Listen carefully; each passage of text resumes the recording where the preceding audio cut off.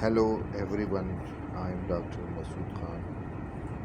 Today our presentation of case is decoding of a rheumatological case. My patient Alia, 27 years, married female school teacher, admitted through emergency with chief complaint of joint pain, 1.5 months. So the chief complaint was one of 1.5 months. My patient is normotensive, normoglycemic.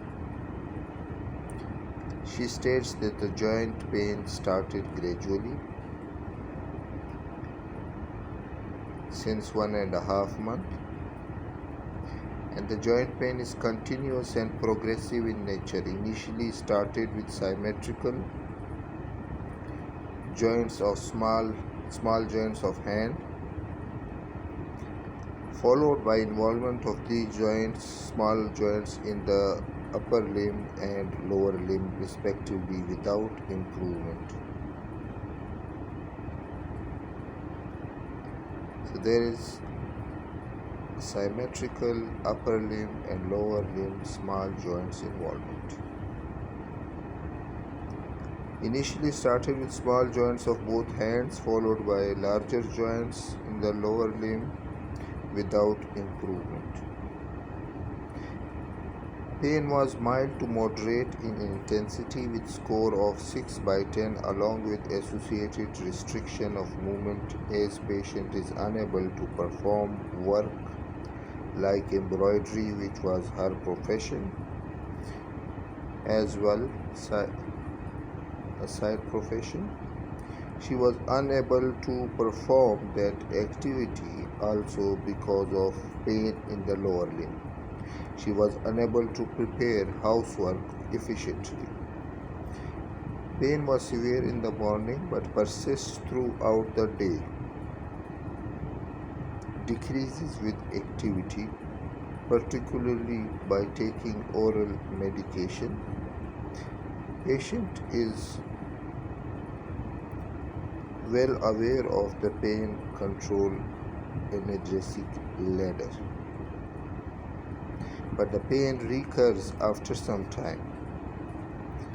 There is associated finding of morning stiffness of more than 30 minutes in duration, which relieves with activity along with swelling and joints. However, patient denied any redness, deformity of the joints. There is history of low-grade intermittent undocumented fever, which is relieved by taking paracetamol medication. Now, upon this history base, we have symmetrical joint involvement in both upper limb and lower limb, associated with morning stiffness of more than 30 minutes duration, relieved with activity and NSAID use. There is also restriction of movement.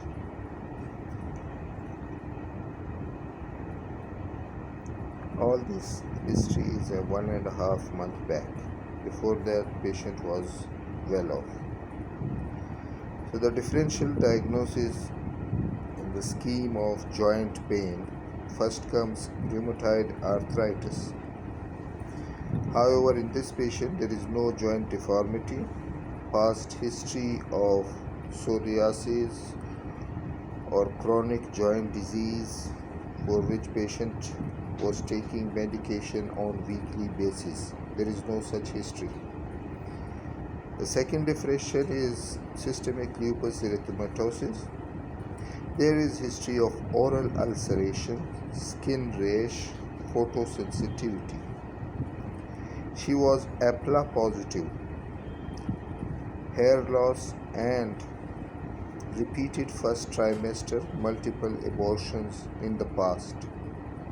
Patient used to take blood thinning medication.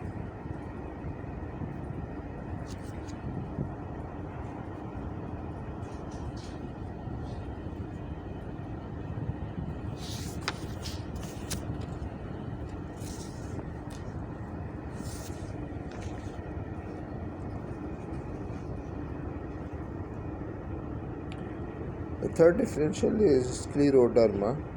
Patient denied any tightening of skin or difficulty in swallowing, dryness of the eyes or mouth and skin.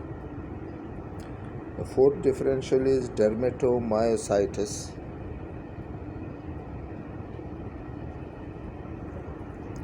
Skin rash on eyelids is absent, on extensor surface and body is absent. So there is no possibility of dermatomyositis. Polymyositis is the history of muscle weakness along with muscle pain, difficulty in combing air, and difficulty in getting up from the sitting position to standing position. She only complains of symmetrical polyarthralgia, so there is no myalgic pain mentioned in the history. No history of low back pain with morning stiffness and limitation of activity. It rules out ankylosing spondylitis. No history of chronic persistent diarrhea mixed with blood.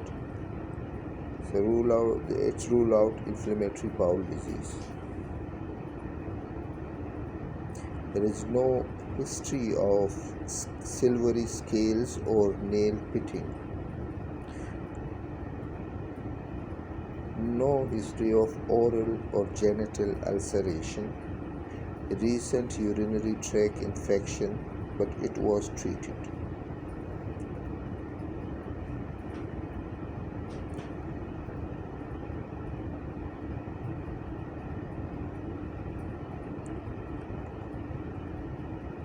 She has history of excessive coagulation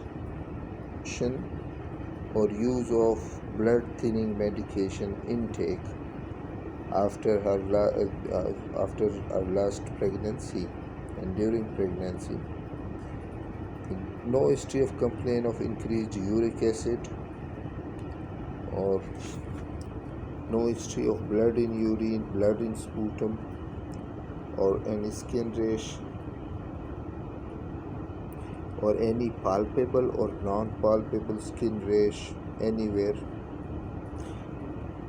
There is no lumps and bumps in the body, decreased appetite.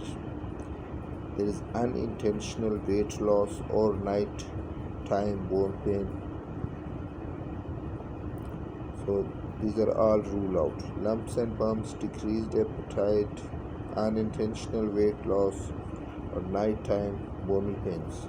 Sarcoidosis may be a possibility in differentials, but it consists of dry, persistent cough, chronic viral infections like hepatitis B, hepatitis C, IV drug abuse as a high risk marker, high risk sexual behavior. There is no such history. However, she has history of unscreened blood transfusion. There is no history of darkening of skin, complexion.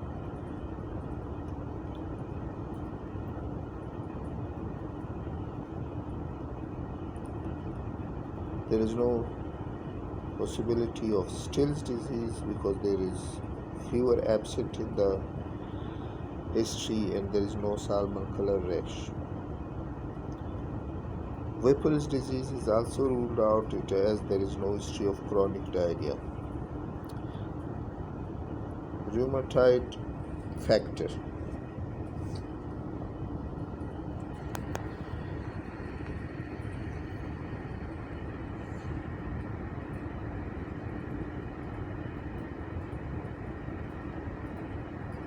Osteomalacia, osteoarthritis.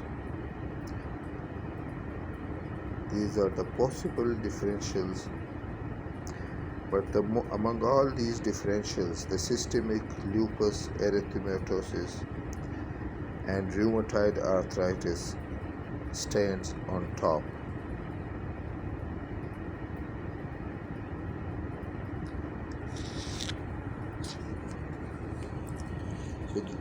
this is, you can say, a known case of chronic joint pain.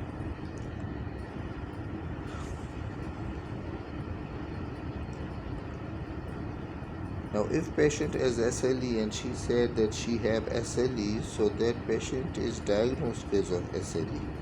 But if patient says that she has not diagnosed and she is taking no medications like mycophenolate, mofetil or methotrexate, so you can say SLE because she has chronic joint pain for which has taken tablets, as well as she was APLA positive with excessive coagulation medication. If you know that patient is a rheumatoid arthritis, you have to rule out mixed connective tissue disease, undifferentiated connective tissue disease, overlap syndrome, and we have to rule out all these.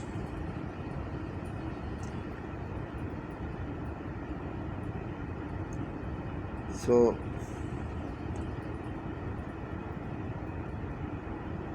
patient denied any altered sensorium, fits, weakness of any part of the body, numbness of hands and teeth, no neck pain.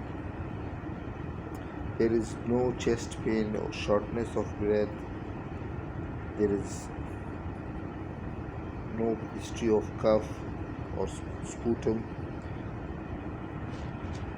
There is history of palpitation at times, chronic burning, epigastric pain, and there is no history of yellowish discoloration or sclera, difficulty in swallowing, blood in vomitus or blood in stool or black tarry stool.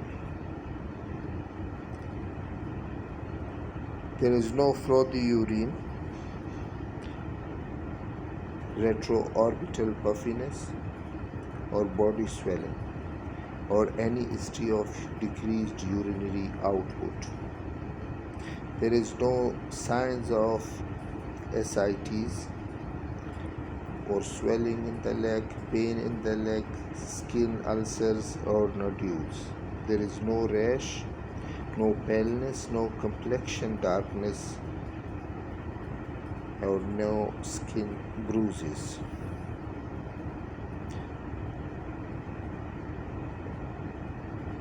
There is associated symptom of insulin-dependent diabetes mellitus, early onset diabetes, and patient has got vitiligo, other autoimmune feature which is seen in examination. Now, in case of SLE, if we diagnose it SLE, we have to go for renal biopsy. And we have to ask that whether a biopsy was taken before or not.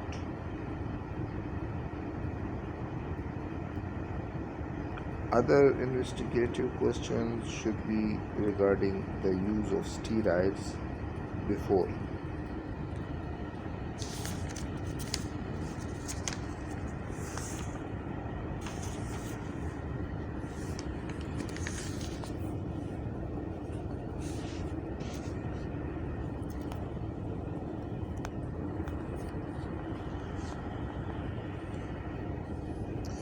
If patient with generalized body swelling